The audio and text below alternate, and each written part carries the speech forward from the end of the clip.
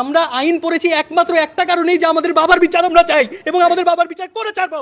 আমি অ্যাডভোকেট সাকিব রহমান, আমি শহীদ কর্নেল কুদরত ইলাহি সন্তান, আমি সহ এখানে রাকিন আহমেদ আছে, বিডিআরের লাস্ট ডিজির ছেলে। আমরা আইন পড়েছি একমাত্র একটা কারণেই যে আমাদের বাবার বিচার আমরা চাই এবং আমাদের বাবার বিচার করে ছাড়বো। এবং আমরা অনেক কৃতজ্ঞ যে এই ছাত্র জনতার এই আন্দোলনের পরে আমার ছাত্ররা, আমি নর্থ সাউথ বিশ্ববিদ্যালয়ে পড়ে, আমার ছাত্ররা আমাকে এসে বলতো যে স্যার আমরা তো পেয়েছি কিন্তু আপনার জন্য আমরা সবচাইতে বেশি খুশি। এবং এই সরকার যখন কিনা তদন্ত কমিশনটা করে নাই, তারপরে বোঝা গিয়েছে যে জনগণ কতটা তার মনে প্রাণে এই বিডিআর পিলখানা হত্যাকাণ্ডকে ধারণ করে। এই কারণে আমরা আজকে অভিযোগ দায় করছি এবং আমরা আশাবাদী যে আমরা এর সঠিক বিচার পাবো, এর থেকে বেশি। আসসালামু আলাইকুম, আমি রাকিন আহমেদ ভুইয়া, আমি শহীদ জেনারেল শাকিল আহমেদের ছেলে, শহীদ নাজনীন আহমেদের ছেলে। পিলখানা হত্যাকাণ্ড যে পরিমাণ ষড়যন্ত্র হয়েছে, 57 দেশপ্রেমিক সেনাবাহিনী অফিসার হত্যা করার জন্য, শুধু বাংলাদেশ সেনাবাহিনী ধ্বংস করার জন্য না, বাংলাদেশ রাইফেল ধ্বংস করার জন্য না, বাংলাদেশের সার্বভৌমত্ব ধ্বংস করার জন্য। পিলখানার ভিতরে আমি বলতে আমার কষ্ট হয়, যে পরিমাণ আমার বাবা মাকে কেমনে মেরেছে আমি বলতে আমার বুকটা ফেটে যায়। আমাকে অফিসার বলেছিল, বাবা তুমি তোমার বাবা মার লাশ দেখো না, তুমি নিতে পারবে না বাবা। দেখতেই পারি নাই। যে নির্মমতা, যে বর্বরতা আপনারা কল্পনাও করতে পারবেন না। এটা আপনাদের বাবাদের সাথে হতে পারতো, আপনার মায়ের সাথে হতে পারতো, আপনার মেয়ের সাথে হতে পারতো, আপনার ছেলের সাথে হতে পারতো। একটাই অপরাধ ছিল, জানেন কি? তারা বাংলাদেশকে ভালোবাসতো, বাইরের শত্রু থেকে দেশকে রক্ষা করতো। Double million offer, Walton fridge কিনে পেতে পারেন 20 লক্ষ টাকা, রয়েছে কোটি কোটি টাকার নিশ্চিত উপহার। আর ওদের ষড়যন্ত্রে আমার বাবা এবং মা এবং বাকি সব অফিসার এটা শিকার, হত্যার শিকার। দোষ ছিল একটাই, সৎ ছিল। আমি একা একা বড় হয়েছি, 15 বছরে আমার যে পরিমাণ নির্যাতনের সম্মুখীন করতে হয়েছে আপনারা এটা জানেন না। কষ্ট হয়তো বা বলি না। আমরা চাই সুষ্ঠু বিচারটা হোক। 15 বছর একা ছিলাম, শুধু একমাত্র আল্লাহ তাআলা ছিল আমার পাশে। আমি বিশ্বাস আমরা বিজয় হব ইনশাল্লাহ। আর কোন ষড়যন্ত্রকারী আমাদের থামায় রাখতে পারবে না ইনশাল্লাহ। Thank you.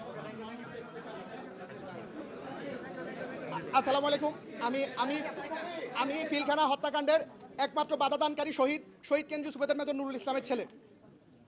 আপনারা জানেন যে ডালবাতের ইস্যু বলে এই এতগুলো অফিসারকে হত্যার মাধ্যমে এদেশে সার্বভৌমত্ব এবং সেনাবাহিনী বা সশস্ত্র বাহিনীর যে ক্ষমতা, এটাকে একেবারে ধ্বংস করে দেওয়া হয়েছে। আমরা বিগত সময়ে অনেকবার বলেছি যে চাল ডালের কমিশনের 4-5 হাজার টাকার জন্য একজন অফিসারকে এভাবে নির্মমভাবে হত্যা করা যায় কিনা, পুড়ে ফেলা যায় কিনা। আর আমরা আজকে অভিযোগ করেছি যে যারা প্রকৃত কুশীলব, যারা তাদের নামটা যেন উঠে আসে।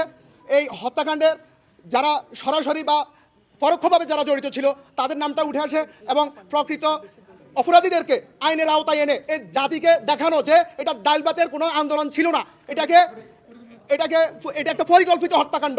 আর আমি মিডিয়ার মাধ্যমে আরেকটা কথা বলবো, আমাদেরকে এখনো দেশবাসী জিজ্ঞাসা করে যে ভাই বেগম জিয়ার বাড়ি কি তোমাদেরকে দেওয়া হয়েছে? এই মিডিয়ার সামনে আমি বলবো আমাদেরকে বেগম জিয়ার ওইখানকার কোনো জায়গা আমাদেরকে দেওয়া হয় নাই। এটা মিথ্যাচার ছিল। এটা একটা বড় রাজনৈতিক দলের সাথে আমাদের একটা বীরত্ব করার জন্য এই জিনিসটা করা হয়েছে উদ্দেশ্যমূলকভাবে।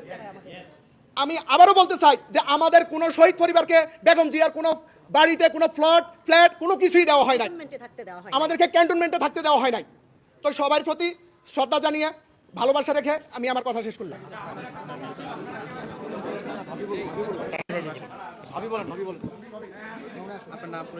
আসসালামু আলাইকুম, আমি তাসনুভা মাহা, আমার স্বামী শহীদ মেজর তানভীর হায়দার নূর। 25 ফেব্রুয়ারি পিলখানা হত্যাকাণ্ডে আমার স্বামীর লাশ পাওয়া যায়নি।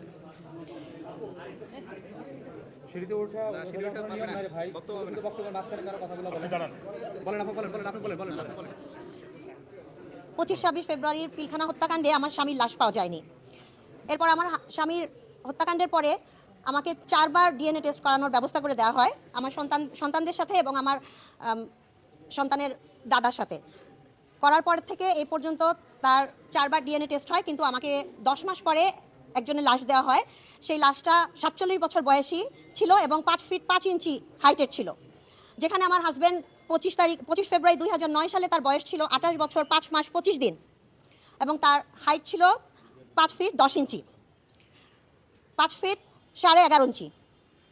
আমার সাথে কেন এই জিনিসটা করা হলো আমি আজও এটা জানি না। আমি জানি না আমার হাজব্যান্ডের লাশটা কোথায় গেল এবং কি করা হলো তার লাশের সাথে। আমাকে একটা মিথ্যা খবর দেওয়া হয়েছে, আর আমি যতবারই এটার জন্য প্রতিক্রিয়া জানিয়েছি আমাকে বলা হয়েছে আমার হাজব্যান্ডকে দেশদ্রোহী করা হবে। আজকে আমি মিডিয়ার সামনে বলতে চাই, অবশ্যই হত্যাকাণ্ডের বিচার হতে হবে এবং আমার হাজব্যান্ডের জন্য সম্মানজনক একটা অবস্থা এনে দিতে হবে।